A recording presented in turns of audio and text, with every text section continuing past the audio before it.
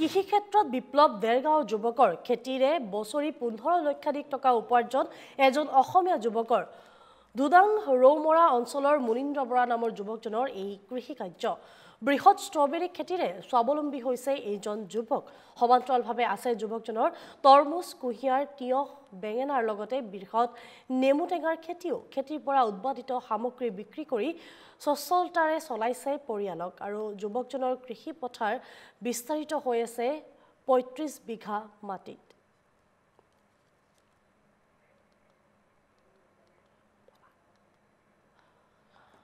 আৰু এই খনবত আগবঢ়াইছো আমাৰ সাংবাদিক পলাকজ্যোতি বৰুৱাৰ এক প্ৰতিবেদন হয় চাওক বৰ্তমান মই উপস্থিত আছো গোলাঘাট জিলাৰ অন্তৰ্গত ব্ৰহ্মপুত্ৰ অঞ্চলৰ যি ধুদাং আছে ধুদাঙৰ যি ৰৌমৰা অঞ্চল সেই ৰৌমৰা অঞ্চলত মই উপস্থিত আছো মই সহযোগী প্ৰথমে মই কিছু দৃশ্য দেখুৱাবলৈ অনুৰোধ জনাম বৰ্তমান মই উপস্থিত আছো এখন বৃহৎ ষ্ট্ৰবেৰী ফাৰ্মত স্থানীয় এজন যুৱক এই ৰৌমৰা এজন যুৱক তেওঁৰ নাম মুনীন্দ্ৰ বৰা আৰু মুনীন্দ্ৰ বৰাই বিগত ৮ বছৰ ধৰি বিভিন্ন ধৰণৰ কৃষি কাৰ্যৰ লগত জড়িত হৈ আছে শেহতীয়াকৈ তেওঁ তৰমুজ আৰু যি ষ্ট্ৰবেৰী খেতি আৰম্ভ কৰিছে আৰু বৰ্তমান সময়ত দেখা গৈছে যে তেওঁৰ যি ষ্ট্ৰবেৰীৰ যিখন তেওঁ কৃষি পাম গঢ়ি তুলিছে সেই ষ্ট্ৰবেৰী যথেষ্টখিনি ষ্ট্ৰবেৰী উৎপন্ন হৈছে আৰু সেই উৎপন্ন হোৱা যিখিনি ষ্ট্ৰবেৰী সেই ষ্ট্ৰবেৰীখিনি তেওঁ বজাৰত বিক্ৰী কৰাৰ পাছত যথেষ্ট সংখ্যকভাৱে তেওঁ মুনাফা লাভ কৰিবলৈ সক্ষম হৈছে আৰু ইতিমধ্যে তেওঁ জানিবলৈ দিছে যে বিভিন্ন প্ৰান্তত যোৰহাটে হওক বা গোলাঘাটে হওক বা গুৱাহাটীয়ে হওক তেওঁৰ এই ফাৰ্মৰ পৰা যি সতেজ ষ্ট্ৰবেৰী সেই সতেজ ষ্ট্ৰবেৰী তেওঁ বজাৰলৈ মুকলি কৰি দিয়ে আমাৰ লগত সেই যুৱকজন উপস্থিত আছে আমি তেওঁৰ পৰা কিছু জানিবলৈ চেষ্টা কৰিম কি ধৰণে তেওঁ এই খেতি আৰম্ভ কৰিছিলে বা কি ধৰণে তেওঁ লাভান্বিত হৈছে বা কেনেধৰণে তেওঁ এই বৃহৎ ফাৰ্মখন তেওঁ নিয়াৰিকৈ চলাই গৈছে আমি জানিবলৈ চেষ্টা কৰিম প্ৰথমে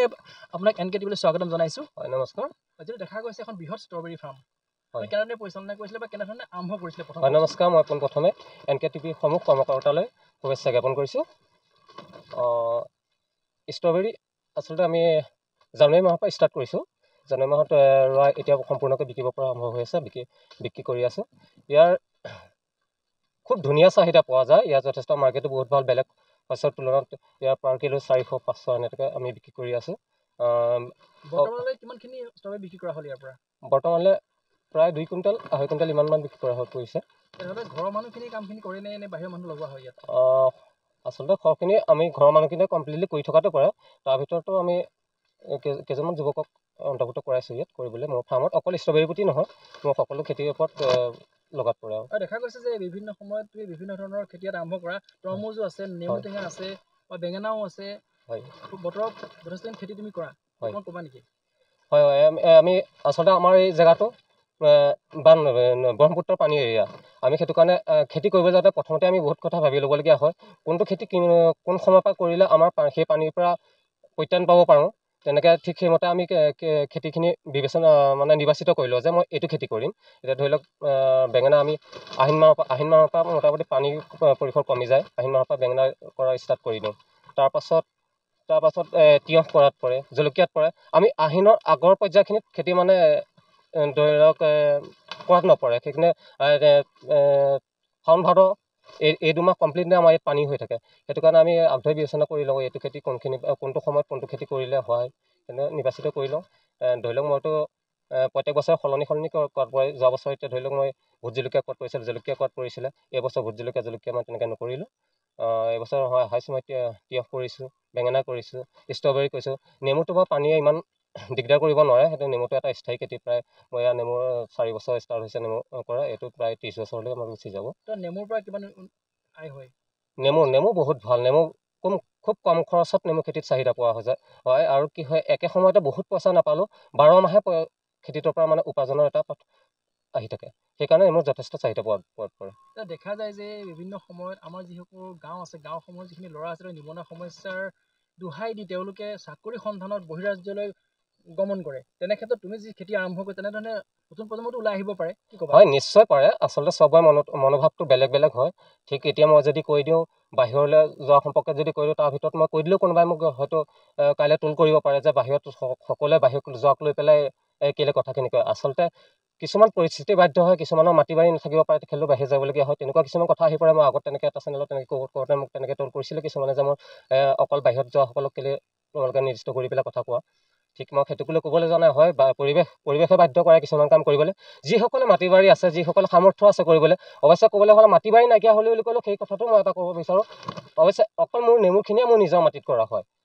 আজি মই 12 বিঘা মাটি মই বেঙেনা খেতি কৰোঁ 12 বিঘাটোৱেই মই লিজত লোৱা বেলেগৰ মাটিত মই কৰা খেতি 2 বিঘা 3 বিঘা মই তিয়ঁহ খেতি কৰিছোঁ প্ৰত্যেকখিনিয়ে মই লোকৰ মাটিত নিজৰ মাটি মোৰ যথেষ্ট কম মই মিনিমাম 30 বিঘা 35 বিঘা 40 বিঘা এনেকৈ খেতি কৰোঁ তাৰ ভিতৰত মোৰ 10 বিঘাই মোৰ নিজৰ মাটি আছে বাকী সকলোখিনি মই লোকৰ মাটি আচলতে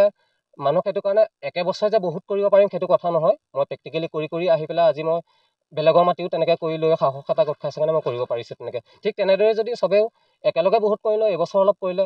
নেক্সট বছৰলৈ আৰু তেনেকৈ প্ৰিভেশ্যন কৰি বেলেগৰ মাটি পাই যাব আজি মই বেলেগে ঘপককৈ ক'ৰবাৰ মাটি বিচাৰিলে নাপায় কিন্তু মই পাই যাওঁ কেলৈ মোক চবে দেখাই লোৱা যেন কৰিব পাৰিব ঠিক তেনেদৰে দি দিয়ে বৰ্তমান সময়ত তুমি প্ৰতি বছৰে এই যি খেতি কৰা এই খেতিৰ পৰা তোমাৰ অনুমানিক আয় কিমানখিনি হয় অনুমানিক আয় মই আচলতে 15 লাখৰ ভিতৰত মই এটা লক্ষ্য ধৰিলোঁ ঠিক তেনেকৈ মই এটা খেতিতে মই 15 লাখ পাম বুলি নহয় আচলতে মই যদি এইবাৰ বেঙেনাত মই ধৰি লৈছিলোঁ 8 লাখ মই 8 লাখ নাপালোঁ মই 7 লাখ পালোঁ মই তাৰ পাছৰ খেতিটোত মই গুৰুত্বটো বেছি দি দিম তাৰমানে মোৰ কি হয় মই 15 লাখটো মই কমপ্লিট কৰিব লাগিবই বছৰটোত মোৰ এটা লক্ষ্য থাকে কি মই মাহিলী 1,20,000 বা 1,50,000 লাখৰ ভিতৰত মোৰ এটা মই লক্ষ্য ধৰি ল'ম যে মাহিলী ইনকম মোক সিমানটো ৰ'বগৈ লাগিব সেই লক্ষ্য হিচাপে ৰাখি মই এইটো খেতি নোৱাৰিলে মই সেইটো খেতি বেছি গুৰুত্ব দি পেলাই হ'লেও মই তাক সদায় সম্পূৰ্ণ কৰিব বিচাৰোঁ চৰকাৰী সাহায্য পাইছা নেকি চৰকাৰীভাৱে সাহায্য আচলতে কি হয় একেবাৰে নাপোৱা বুলি নকওঁ কিন্তু মোৰ মনোভাৱটো সদায় মই বহলভাৱে কৰি যাবৰ ইচ্ছা থাকে আজি যিখিনি থলুৱা সৰ্বসাধাৰণ কৃষক হিচাপে যিখিনি